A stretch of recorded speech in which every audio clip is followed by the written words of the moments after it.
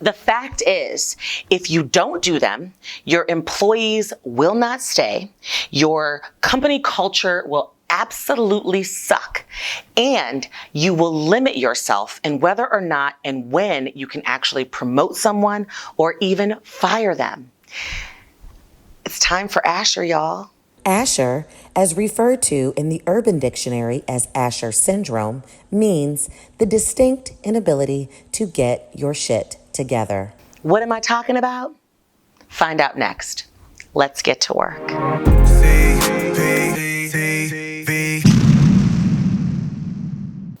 Hey there, my loves. It's Friday, and I'm CP. Welcome back, and if you're new here, welcome to CPTV's Facts Fridays. This is the place where I will teach you the systems, the processes, the tips, and the tools that will help you start and scale your business so that you can ultimately achieve that entrepreneurial freedom that you desire. So if that sounds good to you, make sure you subscribe, that you hit that bell for the notifications, that you like, that you comment, that you engage, that you share, and I will keep bringing it to you every Tuesday and every Friday. I promise. So, it is a Friday, and you guys know what that means, right? That means that I start happy hour a little early, and I get to answer the questions directly as you give them to me. So, today's question is from Carla S. And Carla writes, CP, I'm in the middle of trying to figure out how to schedule and perform my employees' reviews because someone said I should be doing them.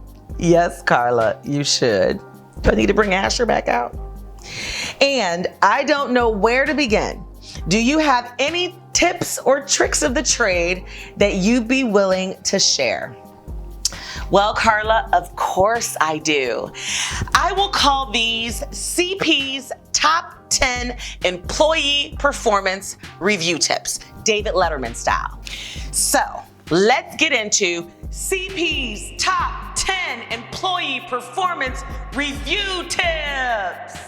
Tip number 10, make feedback a regular part of your culture.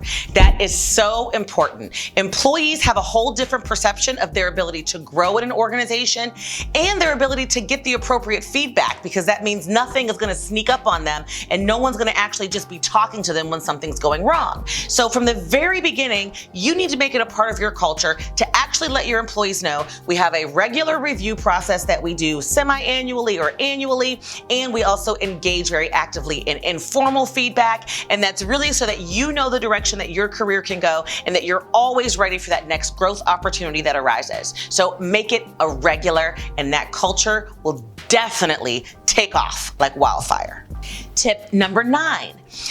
You guys know how I feel about processes, and so this one is directly related to that. You have to have a process and be completely transparent and communicate what that process is with your team. And when I say a process, I mean a timeline. So basically saying it's getting ready for performance review time this year. All the employees, you tell them about a month out, and then you start to walk them through what your process is going to look like, right? You're gonna say 2 weeks out, you're gonna receive this. You're gonna have to turn it in to your manager at this time. They're gonna do that. Your managers are then gonna do this. HR is going to receive their results. Then you guys are gonna meet, you're gonna review it. Everybody's gonna sign off on it, come up with goals and action plans, and then you're gonna move on to the next phase in your relationship. So be transparent so that people know what to expect and they can actually get excited and be prepared for it. Tip number 8, get feedback on your employees from as many sources as possible.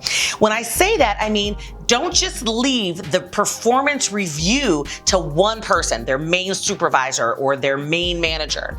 I oftentimes recommend, no matter how small you are as an employer, that if you've got a handful of employees that work together in a very close-knit environment, that a 360 review process might be the best, because it allows their teammates to give them feedback on how they work on the team. You know, their project management mates, somebody who kind of picks up the ball after they leave off, to give feedback on their efficiency. Their manager to give feedback on their attitude, you to give feedback on whatever it is. So give feedback from multiple people as a part of the process so that what they're working on or what they actually get kudos for is well-rounded, and they feel like that they're not being targeted by one particular person who really doesn't have a clue or any idea. Tip number 7, have a self-evaluation component in your performance review process. What that means is you want to make sure that in advance of your manager or your supervisor, who's ever conducting that performance review, in advance of that, you want to give the employee kind of a self-evaluation and have them really think about their contributions to the organizations, have them review their job description to make sure that what they're actually doing is in line with the expectations that they were hired to do.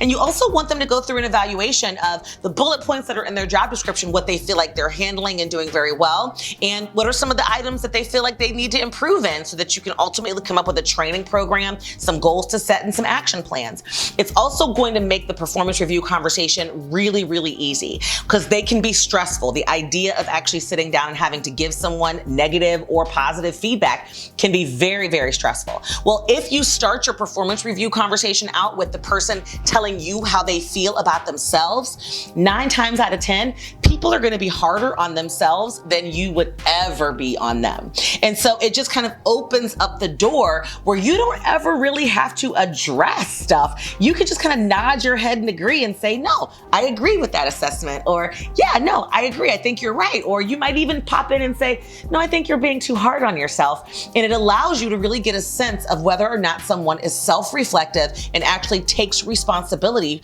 for their own mistakes, but also their wins. And if someone's not coachable enough to be able to evaluate themselves honestly and legitimately, then that's a person that I would definitely keep my eye on as a part of my team, because people who don't believe that they ever do anything wrong or have no room for improvement are usually never going to grow, and that's probably not going to be a good fit for your business.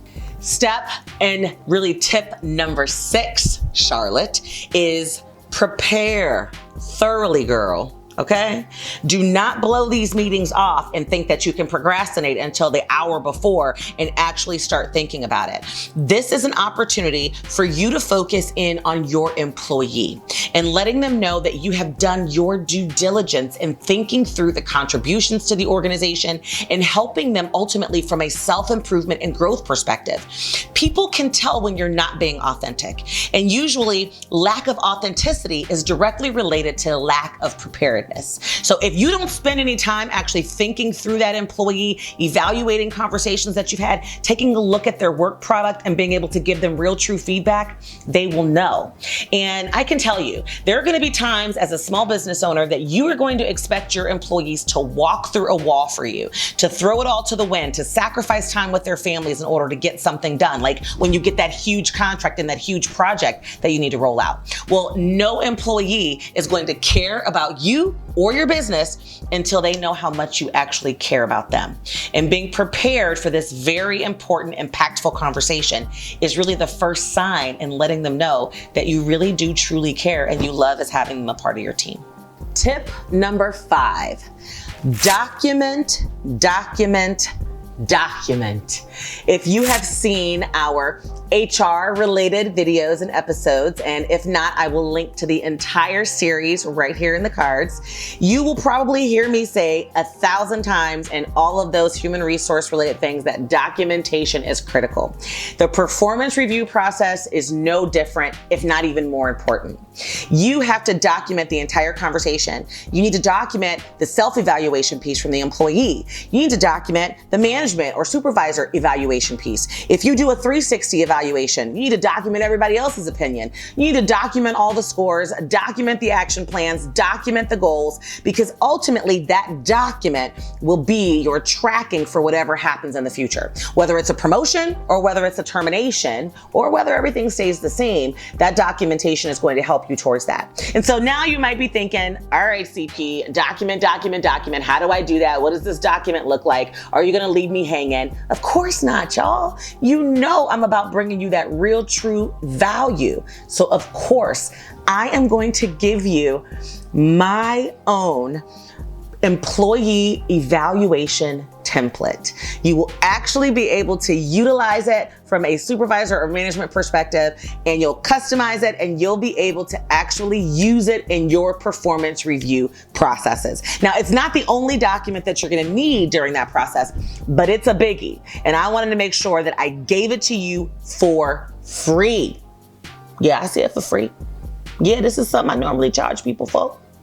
Yeah, you gonna have it. All you gotta do is click the link down below in the description box, hit the show more, it'll open it up, click the link, you'll go out and I'll be able to email it for you. You'll be able to download it and you will have it to use right now this year as you perform your performance reviews.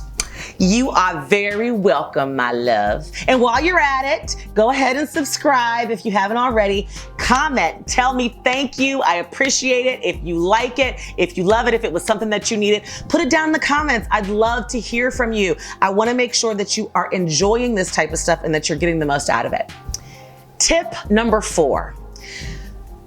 During your performance review conversation, I want you to lead with the positives. Now, this is something that people get wrong all the time. Let's say you're doing a performance review with somebody who's been kind of underperforming. It doesn't matter if they are stellar employees or if they are not so stellar employees. The best way to create an environment where people are receptive to coaching and are receptive to feedback is to start with the positives. So I tell everyone that I'm coaching through their HR situations. If they are in my HR Hero coaching program, and they're specifically targeting on growing those skills as an entrepreneur, the first thing I tell them is to lead with the positives. Start with all the stuff that the employee is doing well first. Do not go in the very beginning of the conversation and aiming for the jugular. Harry, your hands are freezing. Because it's not going to get you anywhere. They're not going to be receptive to receiving your feedback. And the ultimate goal of a performance review is to improve people so that your business can get more out of them. Do not be counterproductive and cut off your nose to spite your face. So tip number 4 is a good one. And in any kind of difficult employee HR related conversation, leading with the positive is what you should always do. Tip number 3, do them as much as possible face to face. There is nothing like sitting across from your leader, from your boss, from your mentor, from someone that you admire, and being able to look them in the eye and work through all of your own insecurities and also where you need to improve. Now, I know in today's digital world where a lot of you out there as a coach, as a consultant, or as a service-based business may have your business based online, which means you've got employees virtual all over the place. So you might not be able to sit across from them face to face, but even in those situations, do a Zoom, do a WebEx meeting so that you can see their face and they can see yours. But if you do have an opportunity, even as an online entrepreneur, to bring your whole team together, even if it's just once a year, whether it's for a celebration, a retreat of some kind, just to veg out an incentive, as a trip, which my team and I have done, and they're absolutely amazing. Maybe you use that time to provide that feedback, but doing them face to face have so much more impact, and doing them over the phone is just not appropriate. That brings me to step number 2. And that tip really is set future goals and action plans in order to be able to use them as future measurement tools. Each time you sit down with that teammate or that employee, you are going to be kind of saying, these are all the things that you've done really well that I'm excited about, that we want to grow with. These are all the things that some areas of improvements that I think we've both discussed, we could work on, and that I'll be able to support you through and provide you with training. And with that being said, these are the top 3 things that we've agreed we want to work on for your own professional career and personal development. That is going to be the measurement tool that you will bring out the next time you sit down and say, the last time we talked, these were the 3 goals. These were the 3 action steps that we said we were going to do. And look at that. We rocked it out. We got all 3 done, right? Or look at that. I don't know how it got away from us, but we missed one. So we want to make sure that we're addressing that for you, because as a team member, I want you to know how important it is for me to make sure that we're meeting your needs. So make sure that you set up something for the future, that you don't just walk away from that conversation saying, here here's your feedback. All right, I'm good. Keep it moving. No, here's your feedback and here's what we're gonna do in order to get you to that next level. And drum roll, please. The number one employee performance review CP tip is just do them. Yeah, that's right. I said it. Do them. Don't make any excuses. Don't forget to do them. Don't blow them off. Don't give me some bullshit about the fact that you don't think employee performance reviews have any impact, okay? You have to do them in order to do any of these tips, in order to take advantage of any of these tips. And the number one mistake that I see employers make, and I actually go over 10 HR mistakes that entrepreneurs make, and I will link to that right here in the card so that you can see what those are, because that was an amazing, amazing video. And I think it'll give you some insight into the stuff that you don't want to do. But ultimately, if one of them is performance reviews, right? Not doing them. Not giving your employees feedback is going to tie your hands. It's going to make them feel unwanted. It's going to make them feel like you don't care for your organizational culture. But most importantly, if you do get to a point where you end up having to terminate somebody, you will not be able to go back and ever say, we already had this conversation. We agreed that we were going to do this. This is a performance related issue and goodbye, right? But you'll also never really be able to justify a promotion, especially if you promote someone over here over this person over here, and this person over here starts to say, well, why they get the promotion over me? And is it because of my race? Is it because of my sexual orientation? Is it because of all the things that EEO mandate you are fair about? You don't want this person over here ever being able to say that you treated this person more fairly, or that you got issues with their race and that's why, or because they're a female and blah, blah, blah, blah. You get where I'm going with that, right? I ain't got to talk about it no more. So performance reviews help you in those compliance related areas, but also in a culture related area that is so important to your business's success. So there you have it. Hopefully you got CP's top 10 tips on how to successfully conduct performance reviews. If you want me to walk you through a real true performance review process, put it down in the comments below. I will give it to you step by step. And don't forget to grab your template, because performance reviews is where it's at to take your organization into that next level of leverage. Thank you so much, Carla, for your question. I appreciate it. Hope I helped you out, love. And until next time, everybody, it's happy hour time. I will see you soon.